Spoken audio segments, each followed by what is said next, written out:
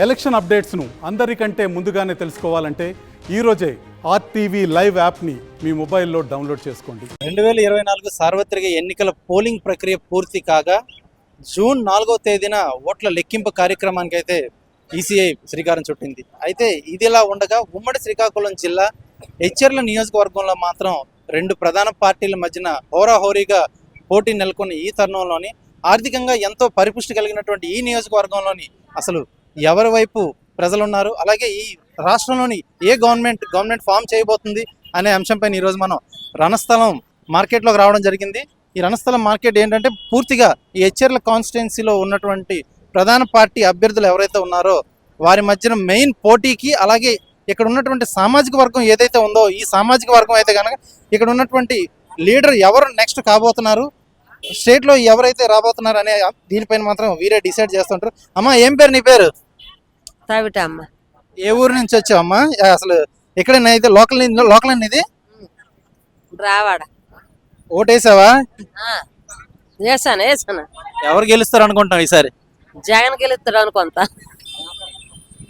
జగనే గెలుస్తాడని ఎలాగ అనుకుంటున్నావు? అంటే మరి మాకు నమ్మకం మాకు. అంటే జగన్ గెలిస్తే మీకు మంచి జరుగుతుంది నమ్మకం, లేకపోతే జగన్ ఓటేసి పార్టీ గెలుస్తుంది అని నమ్మకం? జగన్ వస్తే మాకు మేలు అనేసి అంటాను. అది ఈ ప్రభుత్వ పాలన బాగుంది, మళ్ళీ ఓటేసాం, మళ్ళీ ఆ ప్రభుత్వం రావాలని కోరుకుంటున్నాం. అయితే ఆ ప్రభుత్వమే రావాలని కోరుకుంటాను. చూస్తే కనుక ఫస్ట్ అభ్యర్థి ఈ నియోజకవర్గంలో చూస్తే కనుక ఈ ఆర్థికంగా బలంగా ఉండడమే కాదు, అలాగే ఇక్కడ సామాజిక వర్గం ఏదైతే ఉందో ఈ సామాజిక వర్గంలో మాత్రం పూర్తిగా డిసైడ్ ఫ్యాక్టర్స్ వీళ్ళంతా కూడాను. అసలు వీరు ఎవరికి ఓటేస్తే వారే ఇక్కడ రాజ్యం వెళ్ళే పరిస్థితులు అయితే పూర్తిగా కనిపిస్తున్నాయి. అమ్మా, ఏం పేరు నీ పేరు? ఈ ఊరేనా? ఓటేసావా లేదా? ఎవరు గెలుస్తారు అనుకుంటున్నాం ఈసారి? ఏమంటే నాకు తెలియదండి, మా చదువులు లేవు బాబా. ముఖ్యమంత్రి ఎవరు అవుతారు అనుకుంటున్నాం? ఏదో నాకు తెలియదు. తెలీదు. ఎక్కడ ఓటు ఎక్కడ వేసావా? ఈ ఊరే సొంతూరే, ఈ ఊరేనండి. చూస్తే కనుక అవగాహన కొంచెం తక్కువ ఉన్నప్పుడు కూడాను చూద్దాం అసలు ఏంటి సార్ సంగతి అనేది. హాయ్ సార్, బాగున్నారా? ఎలా ఉంది అసలు ఈ నియోజకవర్గం పరిస్థితి ఎలా ఉంది? ఈ నియోజకవర్గం చేస్తారు బ్రహ్మాండంగా ఉంది. అభివృద్ధి పరంగా చూసుకుంటే అడుగుతున్నారు చెప్పండి. అంటే అసలు నియోజకవర్గంలో పరిస్థితి ఏంటి, రాష్ట్రంలో ఎవరు రాబోతున్నారు? రాష్ట్రంలో సీఎం అయితే Jagan guarantee, no doubt about it. అందులో అయితే డౌటే లేదు. నియోజకవర్గ పరిస్థితి వరకు అఫ్ కోర్స్ కాంపిటీషన్ ఉంది కానీ బట్ కిరణ్ గారు వస్తారు. చాలా హెవీ కాంపిటీషన్ ఉందనే ఇక్కడ టాక్ ఉంది. హెవీ అని అనలేము. అఫ్ కోర్స్ ఎవరి ఎఫర్ట్స్ వాళ్ళు పెట్టారు, అందువల్ల జనాలకు అలా కనిపిస్తుంది. బట్ డెఫినెట్గా యూనో కిరణ్ గారి ఇమేజే కాకుండా జగన్ గారు చేసిన మంచి వాళ్ళు కూడా జనం చూసి ఓటేశారని మేమైతే అనుకుంటున్నాం. ఇక్కడ సామాజిక వర్గమే డిసైడ్ ఫ్యాక్టర్ అని చెప్పి ఈ నియోజకవర్గంలో చాలా గట్టిగా వినిపిస్తుంది. సామాజిక వర్గం డిసైడింగ్ ఫ్యాక్టర్ ఆఫ్ కోర్స్ కాదనలేము ఆ విషయాన్ని, కానీ బట్ ఆఫ్ కోర్స్ పార్టీ చూస్తారు, పోటీ చేసిన వ్యక్తిని కూడా చూస్తారు కదండి. వ్యక్తిపరంగా ఇప్పుడు అటు ఎన్ఈఆర్ కానీ ఇటు కిరణ్ కానీ ఇద్దరు కూడాను, ఒకరు మంచి విద్యావేత్త చదువుకున్నారు మంచిది, ఇంకొకరు చూసుకుని కానీ పొలిటికల్ బ్యాక్గ్రౌండ్ నుంచి వచ్చినటువంటి. సో వీరిద్దరి మధ్యన ఈ నెలకొన్నటువంటి పోటీ అసలు ఏ విధంగా అసలు? అంటే ఇప్పుడు కిరణ్ గారి ఫ్యామిలీకి ముందు నుంచి రాజకీయ బ్యాక్గ్రౌండ్ ఉంది, వాళ్ళ ఫ్యామిలీ అంతా చాలా రాజకీయ బ్యాక్గ్రౌండ్ ఫ్యామిలీ. ఎన్ఈఆర్ గారు యాజ్ ఏ పర్సన్ అంటే ఇండివిజువల్ ఆయన చేసిన సామాజిక సేవ అంతా కనిపిస్తుంది. సో వీళ్ళిద్దరి మధ్య పోటీ అనేది మేము ఎక్స్పెక్ట్ చేయలేదు, సడన్ గా జరిగింది ఆ విషయం కాబట్టి దాని గురించి నో కామెంట్స్. ఇంకా అంటే ఎక్స్పెక్ట్ చేయిందే జరిగింది కాబట్టి ఎవరి వైపు ప్రజలు ఉంటారు అంటే ఒకవైపు చూస్తే పొలిటికల్ గా వీళ్ళు ఒక సర్వీస్ చేశారు, సోషల్ సర్వీస్ లో కూడా వాళ్ళు ముందుకున్నారు కదా. సో వీరిద్దరి మధ్యన ప్రజలు కన్ఫ్యూజన్ లో పడిపోయారు. అలా ఏం లేదండి, ఎందుకంటే అటు కూటమి ఇటు వైసీపీ వెరీ క్లియర్ గా ఉన్నాయి కదా, ఎవరు వచ్చినా ఏంటనేది కన్ఫ్యూజన్ అయితే ఏం లేదు. ఏ పార్టీకి ఆ పార్టీ వాళ్ళు డిసైడింగ్ గా ఉన్నారు. డెఫినెట్ గా జగన్ గారు చేసిన మంచి పనుల వల్లే మాకు ఫెచ్ అవుద్దని అనుకుంటున్నాం, వైసీపీ గెలుస్తుందని అనుకుంటున్నాం. Thank you. చూస్తే కనుక ఇక్కడ ప్రజెంట్ ఈ నియోజకవర్గం వైజ్గా చూస్తే కనుక నియోజకవర్గంలో ఇద్దరు కూడాను మంచి పోటీగా ఇక్కడ నెలకొని వీరి మధ్యన పోటీ. అయితే ఇక్కడ ఇద్దరు కూడాను ఒకరు సోషల్ సర్వీస్ చేస్తే మరొకరు ఇక్కడ రాజకీయంగా సర్వీస్ చేశారు. వీరిద్దరి మధ్యన కూడాను చూస్తే ఈ నియోజకవర్గంలో కూడాను ఇద్దరు కూడాను ఇక్కడ ఉన్నటువంటి ప్రజెంట్ సిచ్యువేషన్ లో మాత్రం ఎవరు ఏంటి అనేది మాత్రం చాలా కన్ఫ్యూజన్ లో ఉన్నారు ప్రజలంతా కూడా. అండ్ ఏం పేరు మీ పేరు? మీ పేరు చెప్పండి రండి ఒకసారి. అడుగుతాను చెప్తాను రా. అసలు ఏంటి బాస్, అసలు ఏంటి నియోజకవర్గంలో పరిస్థితి ఎట్లా ఉంది? ఆయనకి ఇచ్చాను మాట్లాడాలి. జస్ట్ మామూలుగా అనుకోండి. హాయ్ బ్రదర్, ఏంటి ఇక్కడ అంత నియోజకవర్గం అందరు పరిగెడుతున్నారు ఏంటి పరిస్థితి? ఏం చదువుతున్నారు? ఎక్కడ ఫ్యాక్టరీలో చేస్తున్నారా? ఫెడరల్ చేస్తాం, ఏ ఫ్యాక్టరీలో చేస్తున్నారు? ఏంటి అసలు ఆర్గానిక్స్ లో చేస్తాం. ప్రెసెంట్ స్టేట్ లోని సిచ్యువేషన్స్ పైన ఏమైనా మీకు అవగాహన ఉందా? పొలిటికల్ సిచ్యువేషన్ అసలు స్టేట్ లో ఎలా ఉండబోతుంది ఏంటంటే? రాజకీయాలకి వ్యతిరేకంగా రాజకీయాల్లో ఉంటుంది. రాజకీయాలకి దూరం. సరే, ఓటు హక్కు అనేది వినియోగించుకున్నారు. ఓటు వినియోగించుకోవాలి. ఓటు హక్కు అనేది వినియోగించుకున్నారు కదా, అలా అయితే పర్వాలేదు. రాజకీయాలకు దూరం అయినా ఏం ప్రాబ్లం లేదు. అయితే చూస్తే కనుక ఇక్కడ ఉన్నటువంటి ఈ టగ్ ఆఫ్ వార్ ఏదైతే ఉందో, ఈ వార్ వలన ఎవరు కూడాను బయటికి చెప్పే పరిస్థితులు అయితే కనిపించట్లేదు. ఏదైనప్పుడు కూడాను వీరంతా కష్టజీవులు. అసలు వీరి పరిస్థితి ఇక్కడి నుంచి అసలు డిసైడ్ ఫ్యాక్టర్ అంతా తెలుస్తుంది. హాయ్ మేడం, ఓటు హక్కును వినియోగించుకున్నారా ఎన్నికల్లో? ఎలా ఉంది అసలు ఈ సంవత్సరం ఎన్నికలు? పర్లేదండి, బాగానే గవర్నమెంట్ ఎన్నికలు నిర్వహించే విధానం అంతా సవ్యంగా జరిగిందా? జరిగింది. అల్లర్లు, గొడవలు ఇట్లాంటివి ఏం లేవు. ఏమి లేదు, ప్రెసెంట్ ఈ నియోజకవర్గంలో ఎట్లా ఉంది సిచ్యువేషన్? బాగానే ఉంది సార్, బాగానే ఉంది. అనుకున్న స్టేట్ లో ఎవరు వస్తారని అనుకుంటున్నారు? మీకు జస్ట్ మరి అది అంతవరకు మాకు తెలియదు, అంతవరకు అయితే తెలియదు. అంటే మునుపటి అయితే పర్వాలేదు, బాగానే ఉంది. స్టేట్ అనేది మాకు తెలియదు.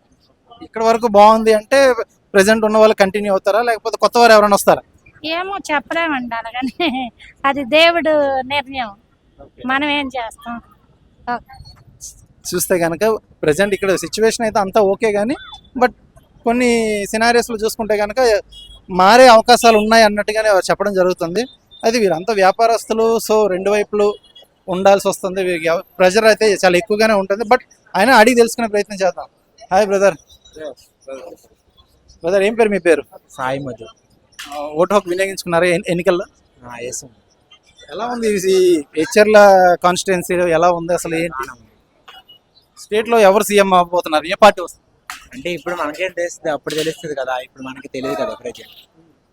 అంటే అవగాహన అంటే రెండు పార్టీలు బాగానే ఉన్నాయి. ఇప్పుడు ఏదో వస్తే చెప్పలేం కదా, అప్పుడే చూద్దాం, అప్పుడు దాకా వెయిట్ చేద్దాం.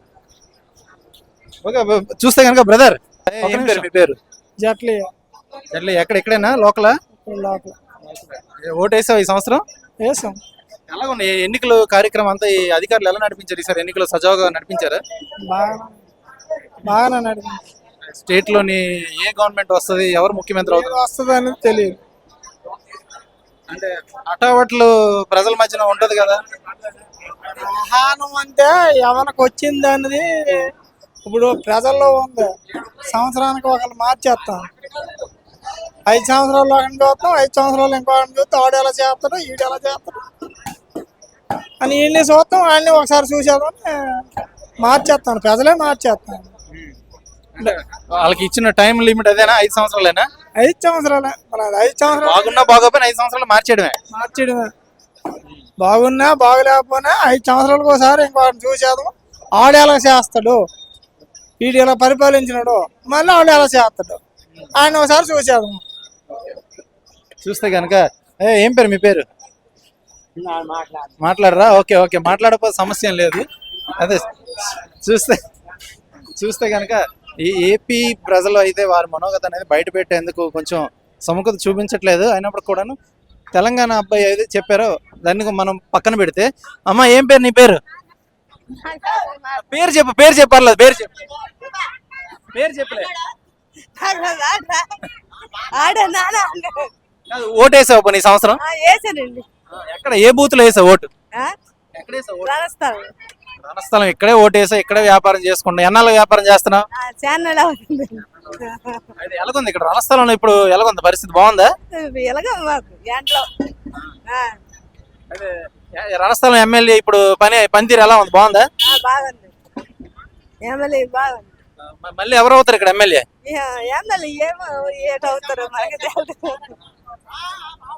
అయిపోయి స్టేట్ లో ముఖ్యమంత్రి ఎవరు అవుతారు నెక్స్ట్ అనుకుంటున్నాం? ముఖ్యమంత్రి ఏమి దయచేసి ఎవరు అవుతారో చెప్పలేము. ఈ 5 సంవత్సరాల్లో నీకు వైఎస్ఆర్ ప్రభుత్వం ఏమైనా వచ్చాయా? వచ్చిన స్కీములే వచ్చాయి. అంతకు ముందు టీడీపీ ఉన్నప్పుడు ఏమైనా వచ్చాయా? ఏం రాలేదు. మరి ఇప్పుడు ఎవరు రావాలని, నువ్వైతే ఎవరు రావాలని కోరుకుంటావు? జగన్ వస్తే మంచిది అనుకుంటున్నా కదా, ఎవరో ఒకరు రావాలనుకుంటున్నా. జగన్ వస్తే ఏటూ లేదు. బాగున్నావమ్మా? ఏ ఊరు? నేను చెప్తానులే. ఒక నిమిషం ఓటు వేసావు పోనీ వేసావు కదా ఓటు వేసావు కదా ఏం పేరు నీ పేరు ఏం పేరు షేక్ మీరాబాయ్ షేక్ మీరాబాయ్ పేరు చెప్పడానికి మాత్రం ధైర్యం ఉంది సరే కానీ ఈ నియోజకవర్గంలోని ఎమ్మెల్యే పనితీరు బాగుందా ఇక్కడ బాగుంది బాగుంది ఇప్పుడు మళ్ళీ ఎమ్మెల్యే ఎవరు వస్తారు అనుకుంటున్నా ఇక్కడ రణస్థలంలో ఏమో తెలియదమ్మా కొన్ని స్టేట్ లోనే ఎవరు వస్తారు చంద్రబాబు నాయుడు జగన్ హాయ్ సార్ ఏం పేరు మీ పేరు సన్యాసరావు కే సన్యాసరావు ఇక్కడ లోకల్ అని మీరు లోకల్ ఎలా ఉంది ఇక్కడ నియోజకవర్గం పరిస్థితి ఎలా ఉంది ఎవరిని అడిగినా సరే ఒక కన్ఫ్యూజన్ లో ఉన్నారు 50-50 అంటున్నారు అసలు ఎలా ఉంది పరిస్థితి ఎలా ఉంది నియోజకవర్గం పరిస్థితి అంటే అంత క్లారిటీగా చెప్పలేము. పొజిషన్ ఏంటంటే త్వరగా రోజుల్లో అయితే ఎవరైనా చెప్పగల శక్తి ఉండేది, కానీ ఇప్పుడు మరి టైట్ గానే ఉంది రెండు పార్టీలకు. అంటే ఇద్దరి మధ్యన పోర్ అలా ఉంది, ఇద్దరు సమానంగా ఉన్నారు. ఒకరు రాజకీయంగా సర్వీస్ చేస్తే ఇంకొకరు సామాజికంగా మామూలుగా సోషల్ సర్వీస్ అయితే చేశారు. సో వీరు ఒక అవకాశం కిరణ్ గారు తీసుకున్నారు. నెక్స్ట్ అవకాశం ఏమైనా రణస్థలం ప్రజలు ఇచ్చారు, నియోజకవర్గం ప్రజలు ఏమైనా ఎన్ఆర్కి ఇచ్చే అవకాశాలు ఏమైనా ఉన్నాయి ఇక్కడ? ఎన్ఐఆర్ కంటే మరి జగన్మోహన్ రెడ్డి మూమెంట్ ని బట్టి అది పొజిషన్ బట్టి మరి ఎలాగుంటది అనేది బయటకు మరి ఎవరు చెప్తారు. స్టేట్ లోని చంద్రబాబు నాయుడు జగన్ ఇద్దరు పోటీ, వీరిద్దరి మధ్యన ఎవరు రాబోతున్నారు అనుకుంటున్నారు మీరైతే మామూలుగా? ఎక్కడ సార్ స్టేట్ లోని ముఖ్యమంత్రిగా ఎవరు గవర్నమెంట్ ఫామ్ చేస్తే బాగుండు అనిపిస్తుంది, లేదా ఎవరు ఫామ్ చేస్తారని అనుకుంటున్నారు మీరు? అంటే అది మనం అంత హ్యాపీగా అంటే మన చెప్పాలంటే చెప్పలేం కదండి. అది పరిపాలన ఒక విధంగా కొంతమందికి బాగుంది అంటున్నారు, కొంతమంది బాగోలేదు అంటున్నారు. బాగుంది అన్న వాళ్ళు ఎంత మేర బాగుంది అంటున్నారా? సగం మంది అంటున్నారా, పైబడి అంటున్నారా? 50% అంటున్నారు. 50% పరిపాలన కొద్దిగా బాగోలేదు అన్నట్టు మాట్లాడుతున్నారు. పరిపాలన బాగలేదంటే మీ వరకు మీరు మాట్లాడుకుంటే కనుక సంక్షేమాల విషయంలో బాగలేదా, లేకపోతే ఇంకా అభివృద్ధి విషయంలో బాగలేదా? మంచి విషయాల్లోనే బాగోలేదు. ఇంకా సంక్షేమాలు కావాలా? ఇంకా సంక్షేమాలు అంటే కొన్ని పథకాలు అన్ని బాగానే పెట్టారు, అంటే అభివృద్ధి లేదని అంటున్నారు. చూస్తే కనుక సంక్షేమాలు దారి ఒకవైపు అయితే కనుక ఇంకా అభివృద్ధి కోరుకునే వాళ్ళు అయితే మాత్రం చాలా మేరకు ఉన్నారు. అభివృద్ధి కోరుకునే వారు మాత్రం అసలు పూర్తిగా రాష్ట్రంలో మాత్రం అభివృద్ధి కొరవడింది. ఆ అభివృద్ధి దిశగా ఎవరైతే అడుగులు వేస్తారో వారికి మేము ఓటేస్తామని అయితే చెప్తున్నారు. ఏం పేరు అమ్మ నీ పేరు? ఏం పేరు? నా పేరు డి బంగారమ్మ.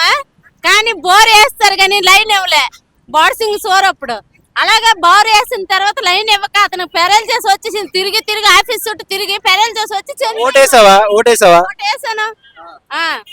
బోర్ ఎప్పుడు వేయించావు నువ్వు? బోర్ ఎప్పుడు వేయించావు? వైఎస్ఆర్ జలకాలు వచ్చాయా వేసామండి 2024 మొన్నే 2024లోనే వేయించావు జలకాల? జలకాలు వేయించారండి. 2023లోనే వేసారు. 24 కూడా లైన్ వచ్చేస్తుంది, మీరు పంటలు పండించుకోవాలని 3 ఎకరాల మామిడి తోట తీసినా మాకు ఇప్పుడు పరిష్కారం లేదు. 2-3 సంవత్సరాల నుంచి ఇప్పుడు పరిష్కారం లేదు. మామిడి తోట ఇది లేదు, ఈ లైన్ ఇవ్వలేదు. లైన్ గురించి తిరిగి మా నాన్నగారికి పెరాలు చేసి వచ్చి చనిపోయారు. అసలు అరేట్ కరెంట్ ఆఫీస్ చుట్టూ తిరిగి లైన్ మరి ఇవ్వలే. అలా ఉన్నది. ఏమైనా పత్రాలు ఏమైనా తక్కువ ఉన్నాయి, ఏమైనా పత్రాలు అడిషనల్ గా పెట్టమని ఏమైనా చెప్పారా వాళ్ళు? ఏం చెప్పలేదండి. మీకు లైన్ మీద 4,50,000 కట్టండి అని పెట్టారండి. ఆ సాకు మా నాన్నగారికి పెరాలసిస్ వచ్చింది. ఇంకేట్ చెయ్యాలా?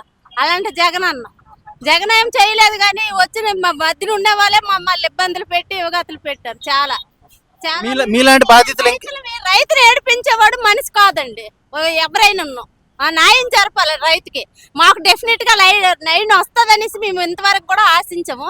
ఇప్పుడు కూడా ప్రభుత్వం మారితే లైన్ ఇస్తారనే ఆశపడతాను. ఏ ప్రభుత్వం వచ్చిన అది మాకు కావాల్సింది. మీలాంటి రైతుల బాధితులు ఇంకెవరైనా ఉన్నారా?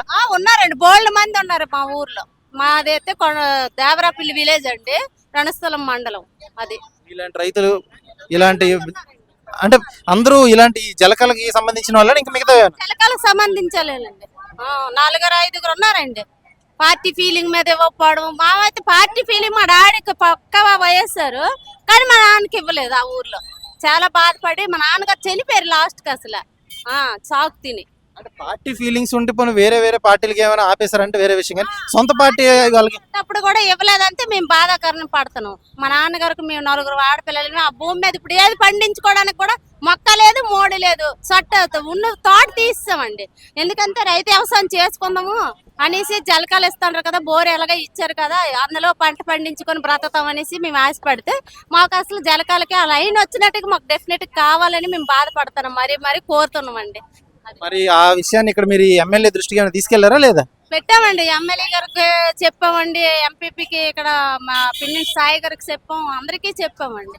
పట్టించుకోలేదు. 4,50,000 కరెంట్ వేయి కట్టమన్నారండి. మనం అక్కడి నుంచి ఎంత తేగలమండి? 4,50,000 ఒక లైన్కే మేము కడితే మేము బ్రతకడమే ఈతల మూతలు బ్రతుకుతాను. మరి 4,50,000 ఎక్కడ తేగలరు మా నాన్నగారు? అందువల్ల మేము అలాగ అయిపోయాం. మా నాన్నకి చెడిపోయాం, పంటకి పోనాం, ఈ లైన్కి చెడిపోయాము.